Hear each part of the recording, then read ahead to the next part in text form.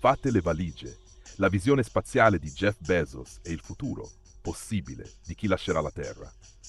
Jeff Bezos è salito sul palco dell'Italian Tech Week a Torino con una previsione che suona quantomeno ambiziosa. Nei prossimi 2 decenni milioni di persone vivranno nello spazio. La frase, pronunciata durante il dialogo con John L. Khan e rilanciata dai media italiani, non era accompagnata da un piano minuto, ma da un quadro di idee che mescola tecnologia, economia e antropologia, e che mette al centro tre elementi: robotica, intelligenza artificiale e infrastrutture spaziali, capaci di ospitare vite umane non solo per missioni scientifiche, ma per residenze durature. Dietro l'affermazione c'è la storia imprenditoriale di Bezos. Oltre ad Amazon, il fondatore ha investito in Blue Origin e nella costellazione Kuiper, posizioni che spiegano il suo interesse diretto per la creazione di infrastrutture spaziali e per un'economia che si estenda oltre l'atmosfera terrestre. Nel suo intervento, Bezos ha disegnato un mondo in cui il lavoro pesante sarà svolto da sistemi robotici e dove grandi data center dedicati all'intelligenza artificiale potrebbero operare in orbita, sfruttando l'energia solare e alleggerendo la pressione termica e le emissioni sulla superficie terrestre. L'idea, suggestiva e provocatoria, è stata rilanciata dalla stampa come proposta concreta, ma anche come spunto di discussione sul rapporto fra industria, ambiente e progresso tecnologico. La proposta dei data center spaziali in particolare merita una parentesi tecnica e politica. Sul piano energetico, lo spazio offre vantaggi evidenti: radiazione solare abbondante e la possibilità di minimizzare alcune perdite termiche tipiche degli impianti terrestri. Sul piano pratico, però, sorgono ostacoli non banali: lancio, manutenzione, latenza nelle comunicazioni e costi di raffreddamento e riparazione in ambienti ostili, che trasformano l'idea da slogan in una sfida di ingegneria di altissimo livello. Inoltre esistono implicazioni regolatorie. La crescente presenza di attori privati nello spazio complica un quadro giuridico concepito per un tempo in cui governi e agenzie statali dominavano l'accesso e l'uso dell'orbita. È questo il nodo che la stampa richiama quando parla di regole di comportamento e della necessità di aggiornare norme e pratiche internazionali. A Torino il discorso si è allargato oltre i soli server e razzi. Il tema dell'agricoltura spaziale è stato evocato come condizione necessaria per una convivenza umana prolungata fuori dalla Terra. Coltivare piante in serre controllate, riciclare acqua e nutrienti e riportare sulla tavola prodotti che non siano semplicemente razioni disidratate sono passaggi fondamentali per pensare a comunità lunari o marziane autonome. La stampa ha ricostruito questo versante del discorso, sottolineando come la relazione uomo-pianta diventi centrale non solo per l'ossigeno e il cibo, ma anche per il benessere psicologico. Un orto, un fiore, qualcosa che richiami la terra, possono svolgere un ruolo culturale e sanitario all'interno di habitat artificiosi. Il contesto in cui si muove la visione di Bezos è fatto di concorrenza tecnologica e di investimenti.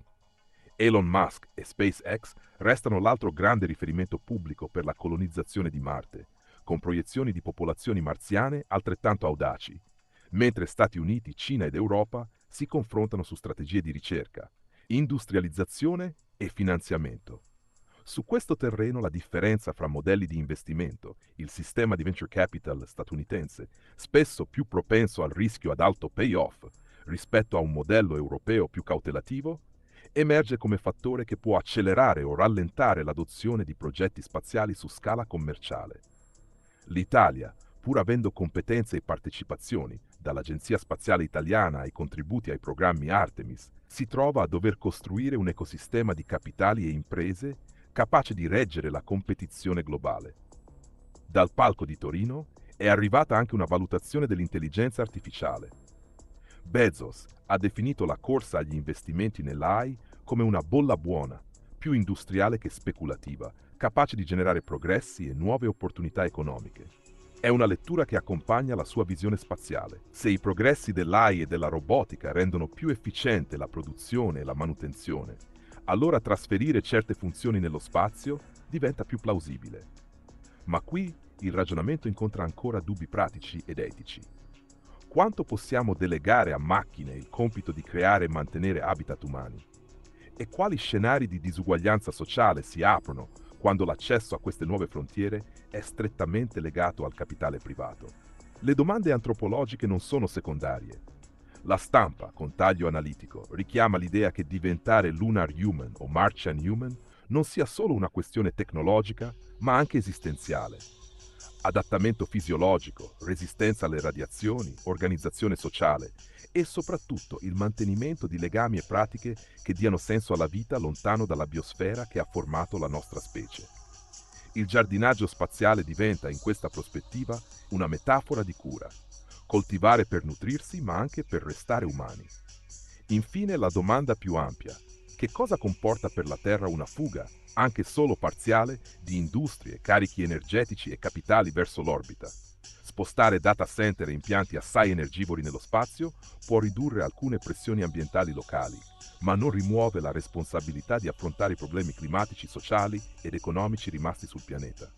C'è il rischio che la retorica dello spazio come soluzione diventi un alibi per rimandare interventi urgenti qui sulla Terra, mentre allo stesso tempo apre la possibilità reale di sviluppare tecnologie di riciclo, efficienza energetica e agricoltura controllata che potrebbero avere ricadute positive anche a livello terrestre. La proposta di Bezos e le reazioni che ha suscitato confermano almeno due cose.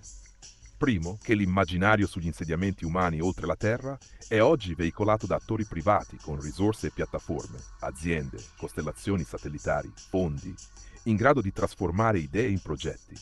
Secondo, che tra visione e realizzabilità continua a correre una distanza fatta di costi, normative e problemi biologici non ancora risolti.